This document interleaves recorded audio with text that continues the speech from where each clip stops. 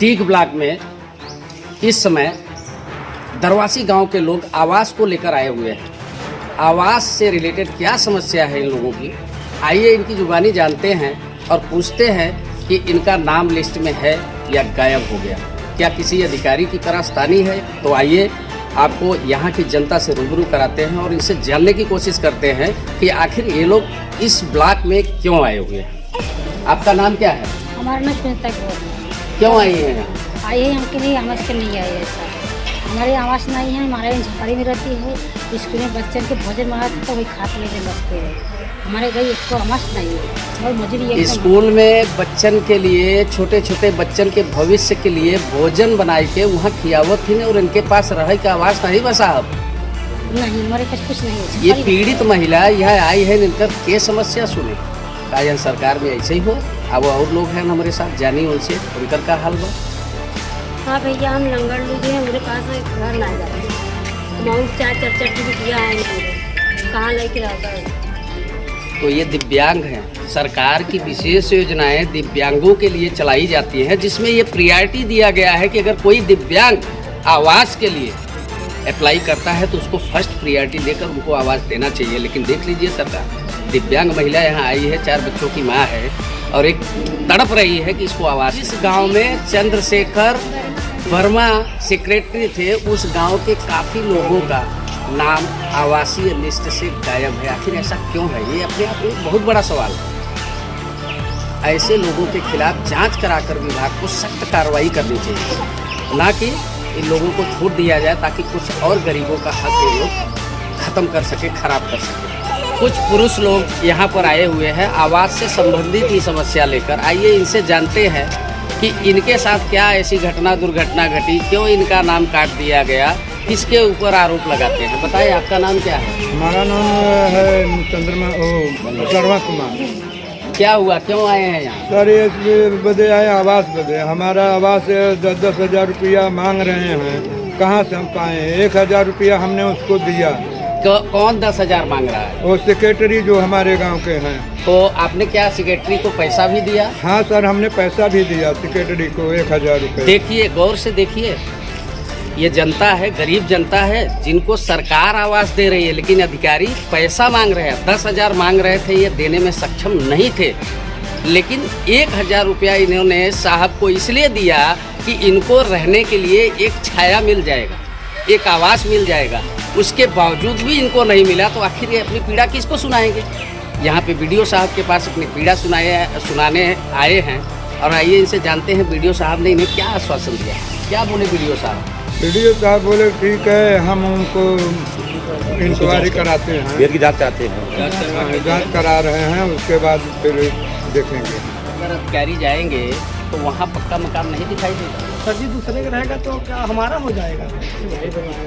भाई बनवाया है तो हमारा थोड़ी नहीं हो जाएगा। भाई मकान बनवाया है पक्का और ये अलग रहते हैं, इसलिए भाई का मकान पूर्व प्रधान या जो भी अधिकारी संबंधित रहा हो दिखा दिया और इनका आवास उड़ा दिया। ये अपने आप में एक अनोखी बात है। ये है डी विकास खंड। यहाँ पे जनता इसी तरह परेशान होकर वीडियो साहब के दफ्तर दौड़ कर आ रही है, लेकिन वीडियो साहब की भी मजबूरी है। जो लिस्ट में नाम है उसको आवाज़ दे सकते हैं, जिनका नाम नहीं है उनके लिए सिर्फ एक ही आश्वासन दे रहे हैं कि अगला सर्वे आएगा तो उसमें हम सर्वे करवाकर जो पात्र लोग हैं उनको आवास जरूर दें। यहाँ पर 2 गांव के ग्राम प्रधान आए हुए हैं और इनकी कुछ शिकायतें हैं जो वीडियो साहब से इन्होंने किया।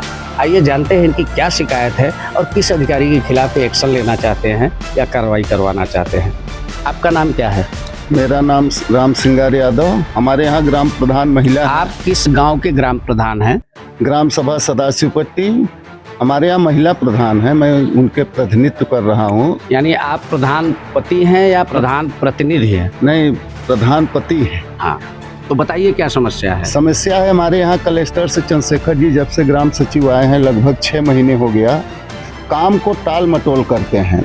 बुलाने पे आते नहीं हैं, पहला काम, दूसरा काम इनके पीछे दौड़ने के बाद आज कर देंगे, कल कर देंगे। एक सिग्नेचर के लिए परेशान करते हैं, जो कि उतना आवश्यक नहीं। गांव वाले भी सिग्नेचर के लिए जैसे बनवाना है, आपको मान के चलिए परिवार रजिस्टर, नकल, मृत्यु प्रमाण पत्र, उसके लिए भी आनाकानी दौड़ाना, परेशान। जब हम प्रतिनिधि हैं, हमें परेशान करते हैं तो गांव वालों की जनता को कितना परेशान करेंगे इसकी। यानी आपने सुना, एक प्रधान और प्रधान प्रतिनिधि को जब एक सेक्रेटरी इतना परेशान कर रहा है तो वहाँ की जनता की क्या हाल होगी।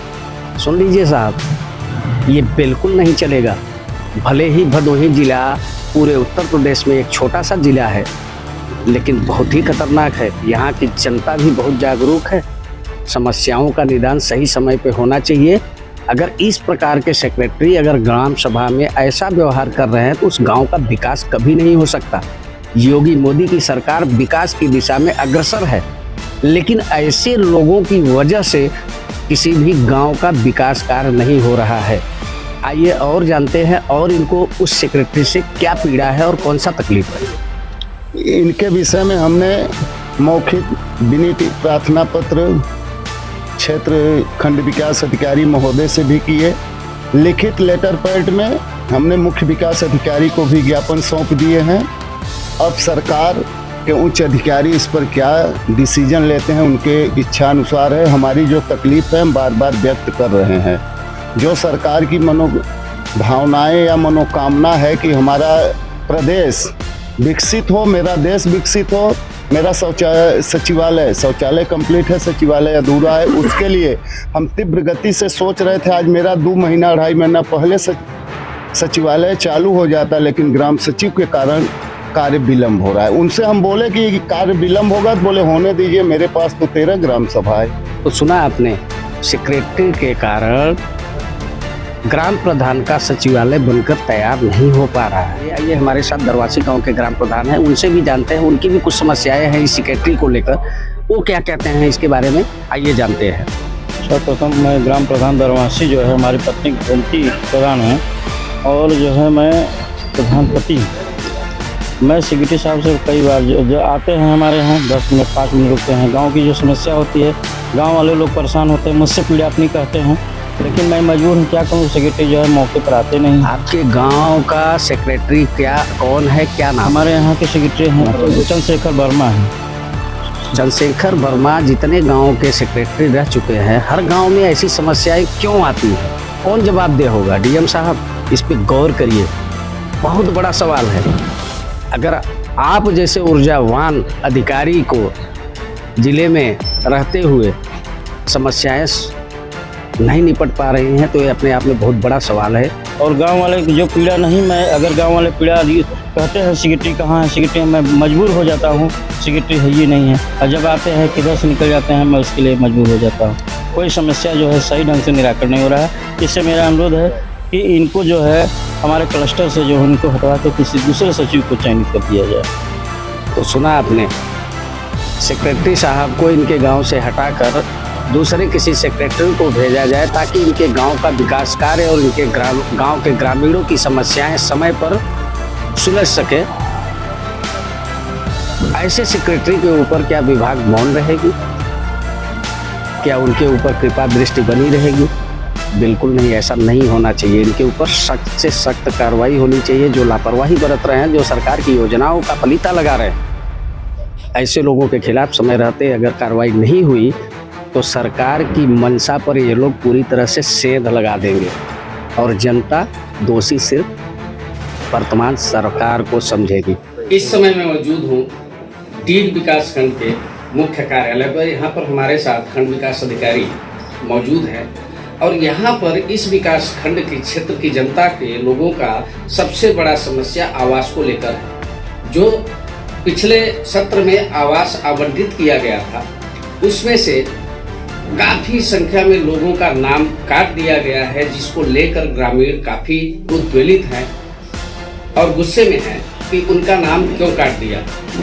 ग्रामीणों का आरोप है कि जो पात्र लोग हैं उन लोगों को आवास नहीं मिल रहा है, और जो अपात्र हैं, जिनके पास पक्के मकान हैं, गाड़ी है, टीवी है, उन लोगों को आवास दिया जा रहा है।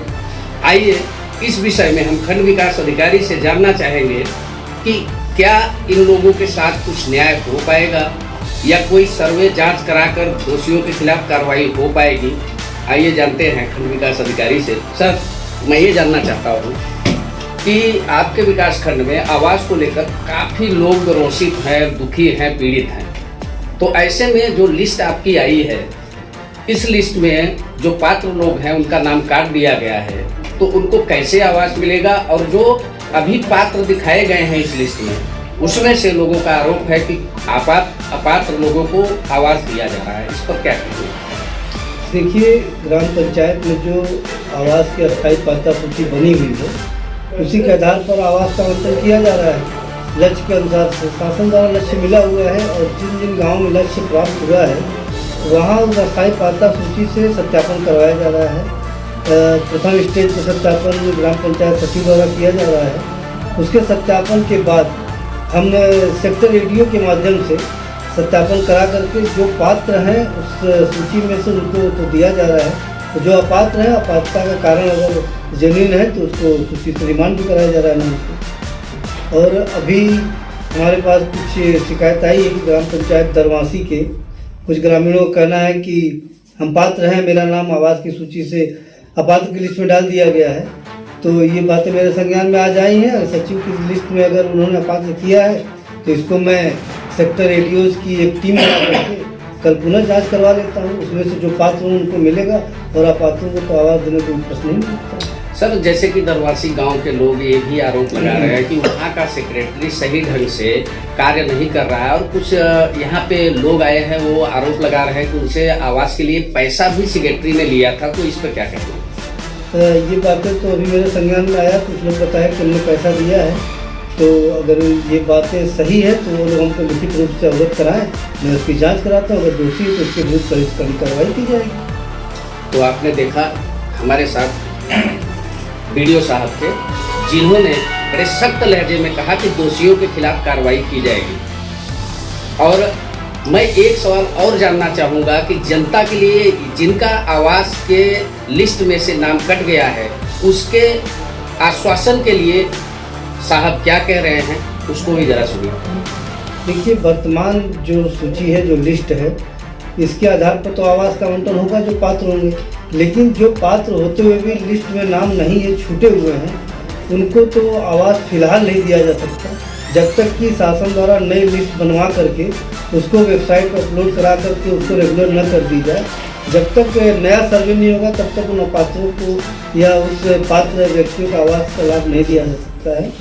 लेकिन जो सूची है वर्तमान में, इनमें तो पात्र व्यक्तियों को मिलेगा आवास। और जो पात्र हमारे वंचित रह गए, सूची में नाम नहीं है, उनका नई सूची बनने पर नाम शामिल करके प्राथमिकता का आधार उनका आवास का आवंटन किया जाएगा। तो आपको घबराने की ज़रूरत नहीं है। आप ये सोच रहे हैं कि मेरा आवास में नाम था, कट गया, मुझे नहीं मिलेगा, ऐसा कुछ भी नहीं है। अगली सूची जब भी तैयार की जाएगी तो उसमें आपके गांव में अधिकारियों द्वारा सर्वे करके आपका वापस फिर से लिस्ट में नाम डालकर आपको आवास दिया जाएगा।